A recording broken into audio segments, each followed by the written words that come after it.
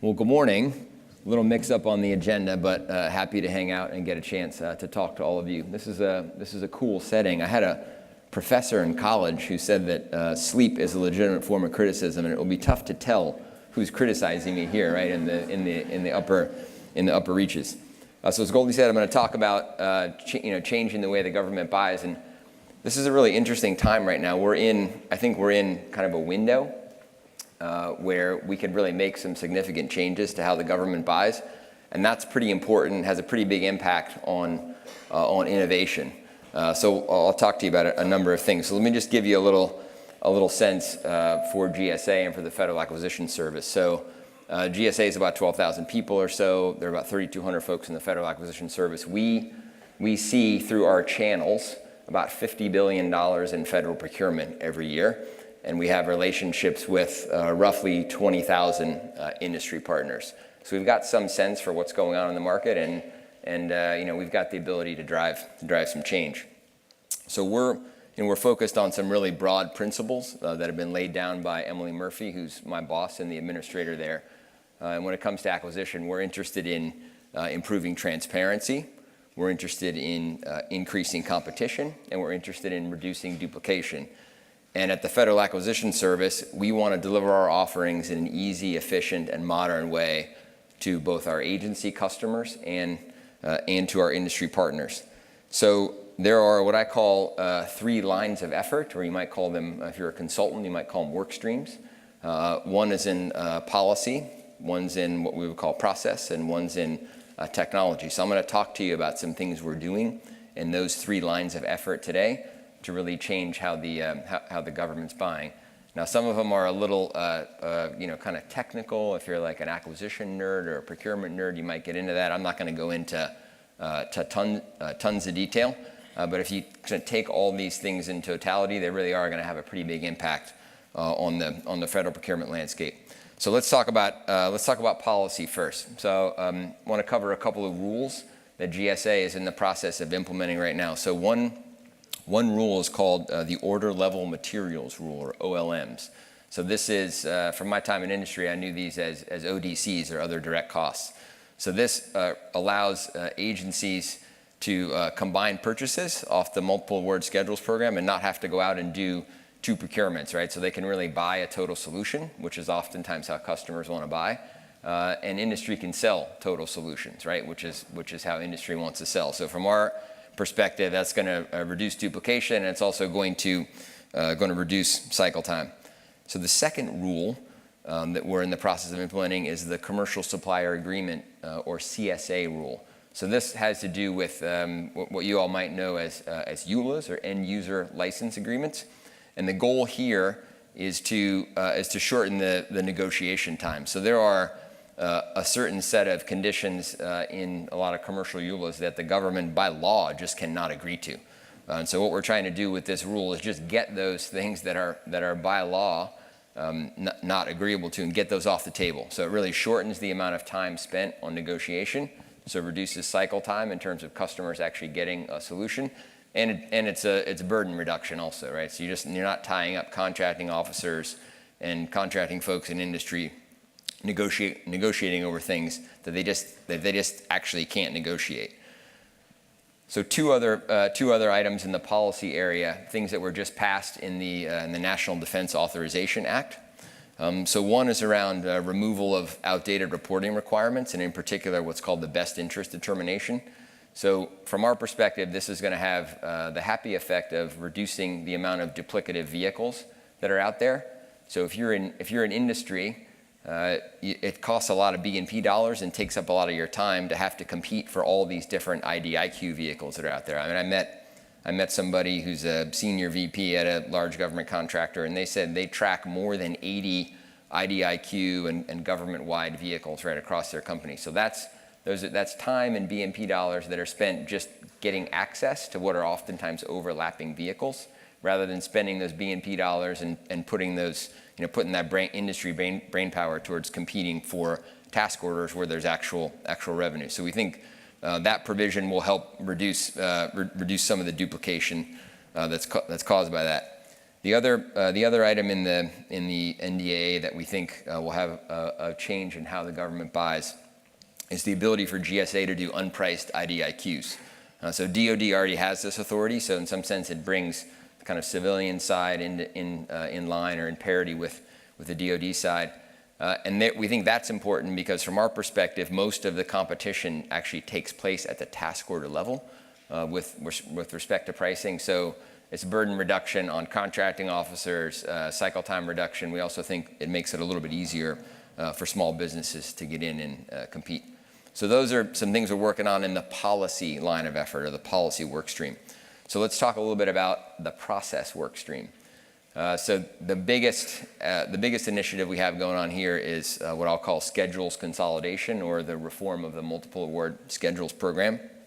So we've had a team inside GSA working for several months now looking at some different options for reforming and changing that program. And we're talking about consolidating the schedules potentially into just one schedule.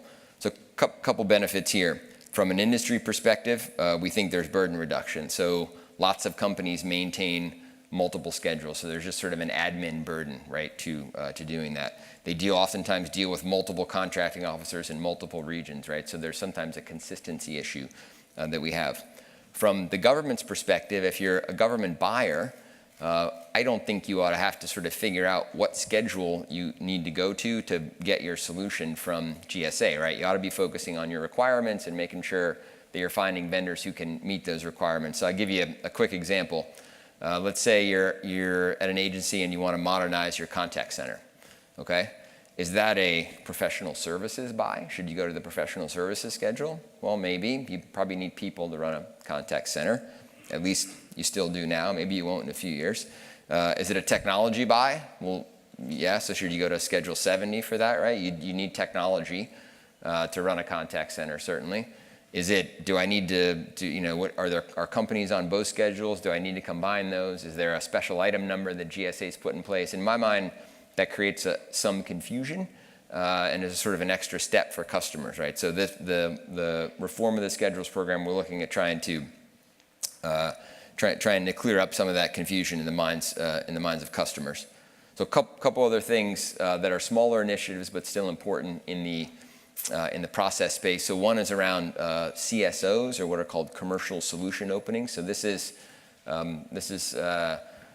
some authority that GSA got also through the National Defense Authorization Act, and it allows us to do non-FAR-based procurement up to $10 million. And the goal of CSO is really to attract into the government industrial base companies that wouldn't normally do business with the government, startups or just other kinds of companies that, from a kind of regulatory barrier perspective, have chosen not to do business with the government. So CSOs offer really shortened selection time, simplified selection criteria, and for companies that have intellectual property, there are some nice provisions in there that allow them to retain the core IP as appropriate. So we're pretty excited about that authority. We've just started through our assisted acquisition group to put it in place. You might have seen we've done a little work with the Air Force. So that I think is going to be a big driver of change. There's some work we're doing with the Small Business Administration around the Small Business Innovation Research Program, or the SBIR program as it's called. So SBIR is a program designed to encourage innovation, particularly among small and economically disadvantaged businesses, and also meet the needs of federal research and development needs. So there are three phases in the program. The final phase of the program is focused on commercialization of the technology that the government's invested in. And GSA and our assisted acquisition team are partnered up with SBA and with agencies to help establish contracts and in phase 3 and commercialize that technology. So we think that will be a boon. Will encourage more SBIR activity. There's a paper I saw published jointly by the Air Force and the Navy, which said that for every dollar invested in the SBIR program, there's $14 in economic activity generated. So that's good from our standpoint. That's good, wise investment in small domestic companies, the kind of companies that we want to see grow and thrive. So the last line of effort is technology.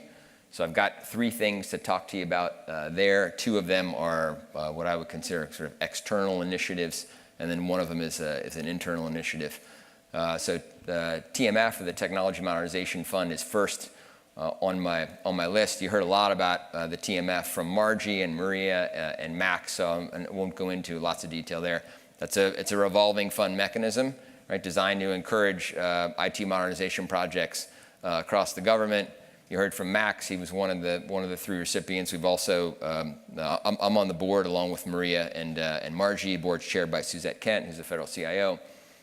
We've also funded a project at HUD, where we've done modernization of some a really old COBOL code base for a critical business system they have that serves a lot of citizens that interact with HUD, and then they're moving that application out into the cloud. And then we also have funded a project at USDA where they're building a portal called farmers.gov, where they're trying to, from a producer perspective, right, unify everything a producer would need to do and come in contact with at USDA through a singular portal. So that's the Technology Modernization Fund. My perspective on that board is to bring an acquisition lens and to make sure that when an agency comes forward and they've got a plan for taking some money from the board and investing it, that they've got a sound acquisition strategy and they're using the right kind of vehicles.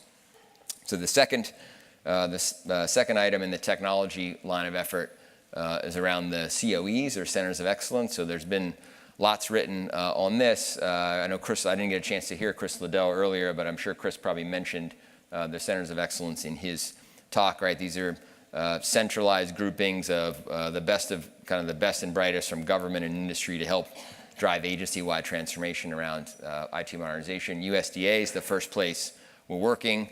That group ultimately reports up to me within the Federal Acquisition Service at GSA. They sort of work in two phases. Phase one is like a strategy phase, and phase two is the implementation phase. We're largely done with phase one at USDA. And in fact, there are 7 procurements on the street for phase two implementation work in areas like cloud migration and infrastructure optimization, contact center, customer service, or customer experience and service delivery analytics. I think 4 of those procurements closed Friday last week, and then 3 of them were extended for another week. So the last item that I want to talk about is an internal item. So I'll bring you back to my opening where I talked about, the Federal Acquisition Service sees $50 billion in federal procurement every year, and we have relationships with nearly 20,000 suppliers. The systems and tools that we put in the hands of our people to serve those customers have a pretty big impact on the federal buying experience. So we're focused on modernizing those tools in 4 areas: how we write and modify contracts, how our customers place orders with us, how we manage in a catalog the information and data that our suppliers provide us that we represent out to our customers, and then how we manage assets, in particular in our fleet and personal property programs. So those are the 3 big things in the technology line of effort. So as I said in the beginning, I think we have a window here. We've got an administrator at GSA who knows a lot about acquisition. She's got some great relationships on the Hill. We've got a number of great partners in the Congress we've been able to work with to make some policy changes. And there's a really great team at OMB that helps us sort of implement those changes.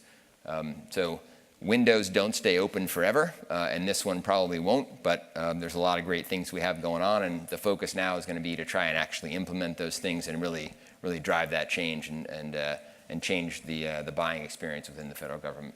So with that, I'll say thanks. Great talking to you all this morning, and hope to see you around town.